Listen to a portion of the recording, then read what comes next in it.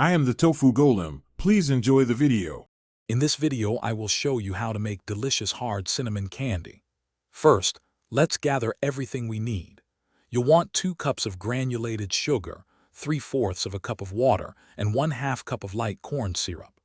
Don't forget 1 teaspoon of cinnamon oil for that classic flavor, and a few drops of red food coloring for a vibrant look. Make sure your heavy-bottomed saucepan and candy thermometer are clean and ready to go. Now let's get cooking. In your heavy-bottomed saucepan, combine the sugar, water, and light corn syrup.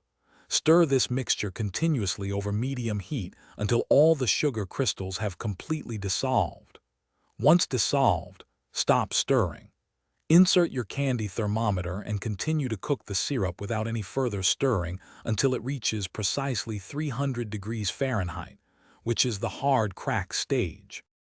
The moment your candy syrup hits 300 degrees Fahrenheit, remove it from the heat right away. This is crucial for the perfect texture. Now, carefully and quickly stir in your 1 teaspoon of cinnamon oil and a few drops of red food coloring to achieve that signature look and taste. Work fast, as the candy will begin to set. Promptly pour the hot mixture onto a greased baking sheet or into your prepared candy molds. After pouring, let your beautiful cinnamon candy cool completely at room temperature. This usually takes about 30 minutes, or until it's firm to the touch.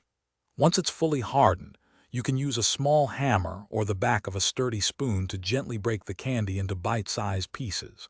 Store your delicious homemade hard cinnamon candy in an airtight container to keep it fresh and prevent stickiness. Enjoy your sweet creation. Thanks for watching. Consider subscribing if we helped you today.